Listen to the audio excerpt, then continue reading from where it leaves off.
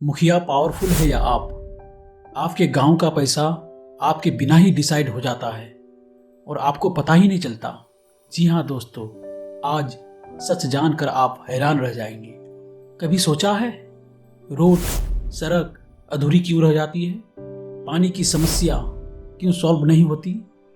आपको अपने ही वार्ड गांव में विकास के लिए सालों साल लंबी इंतजार क्यों करना पड़ता है? गरीबों को उसका हक क्यों नहीं मिलता है? किसान क्यों परेशान रहते हैं? लोगों का काम सालों साल ऑफिस में क्यों अटका पड़ा रहता है? दोस्त, ये सारे प्रॉब्लम का सॉल्यूशन सिर्फ एक ही जगह है और वो है ग्राम सभा। जी हाँ दोस्त, ग्राम सभा ही एक ऐसा रास्ता है जहां पर आपके सारे समस्या का हल हो सकता है। लेकिन क्या आपको ग्राम सभा की मीटिंग की सही जानकारी होती है? इंडिया के संविधान के आर्टिकल 243A में लिखा है, गांव या पंचायत का फैसला ग्राम सभा करेगी। और ग्राम सभा कौन है? आप है ग्राम सभा, यानी गांव या पंचायत के लोग जिनकी उम्र 18 वर्ष से ज्यादा है। यानी सच क्या है? पावर आपके पास है लेकिन उसका इस्तेमाल कोई और कर रहा है। सरकार से पैसा आता है, प्लान बनता है, ग्राम सभा में डिस्कशन होता है, मेजॉरिटी से डिसीजन पास हो जाता है। मुखिया सिर्फ इम्प्लीमेंट करता है, डिसीजन आपका होता है दोस्त। लेकिन सबसे बड़ा सवाल, आपको ग्राम सभा की जानकारी क्यों नहीं मिलती? क्यों अक्सर चुपचाप मीटिंग हो जाती है? क्या सिर्फ लापरवाही या जानबूझकर की गई गलती? दोस्त, जहां जानकारी कम होती है वहां सवाल भी कम होते हैं, और जहां सवाल कम होते हैं वहां फैसले भी आसान हो जाते हैं। क्योंकि जब लोग ग्राम सभा में ज़्यादा जाएंगे तो जाहिर सी बात है कि मुखिया या प्रधान से सवाल भी ज़्यादा पूछेंगे, जैसे कि पिछले साल का पैसा कितना आया, कहाँ कितना पैसा खर्च हुआ, कितना काम कंप्लीट है और कितना अधूरा, और इस वित्तीय वर्ष में कितना पैसा आया है और कहाँ कहाँ खर्च करना है। आम लोगों तथा गरीब लोगों के कल्याण के लिए बजट क्या बना रहे हैं, और अब तक जो काम अधूरा रह गया है वो पूरा क्यों नहीं हुआ?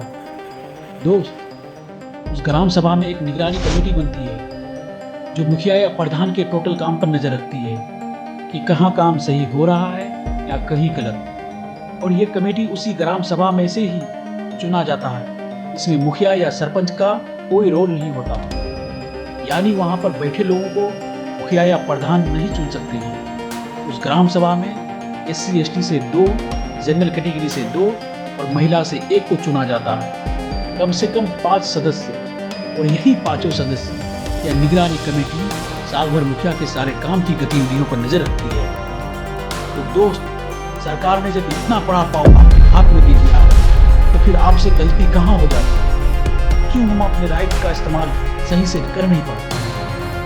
लेकिन अब बदलने का वक्त आ गया है दोस्त। आप क्या कर सकते हैं? आप मीटिंग की डेट खुद पता करो, दूसरों को बताओ, ग्राम सभा में जाओ, सीधा सवाल पूछो, काम का हिसाब मांगो। ये आपका हक है, कोई एहसान नहीं। याद रखो, मुखिया के पास कुर्सी है और आपके पास पावर है। जब तक लोग सोए रहते हैं तब तक सिस्टम उनके बिना ही फैसला करता है, और जब लोग जाग जाते हैं तो सिस्टम बदलना पड़ता है। तो बताओ दोस्त, आपके गांव में सच में पावर किसके पास है?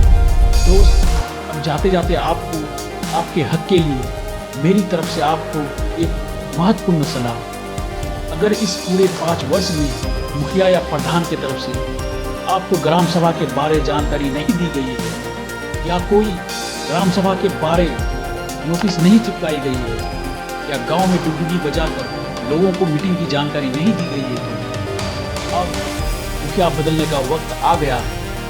बिना सोचे समझे अपने हक के लिए उस मुखिया या प्रधान को चुनिए, और एक ऐसे मुखिया को चुने जो पढ़ा लिखा हो, जो आपको आपका हक दिला सके, जो सिस्टम को हिला सके, जो आपके बच्चों के फ्यूचर को सही दिशा पर ले जा सके, जो भ्रष्टाचार से आपको मुक्ति दिला सके। ऐसे मुखिया को आप आने वाले चुनाव में लेकर जरूर आइए। तब तक के लिए दोस्तों, जय हिंद, जय भारत, जय समाज। इसी तरह सच जानने के लिए दोस्तों मेरे चैनल को सब्सक्राइब करें और ज़्यादा से ज़्यादा शेयर करें, और वीडियो कैसा लगा कमेंट जरूर करें। धन्यवाद।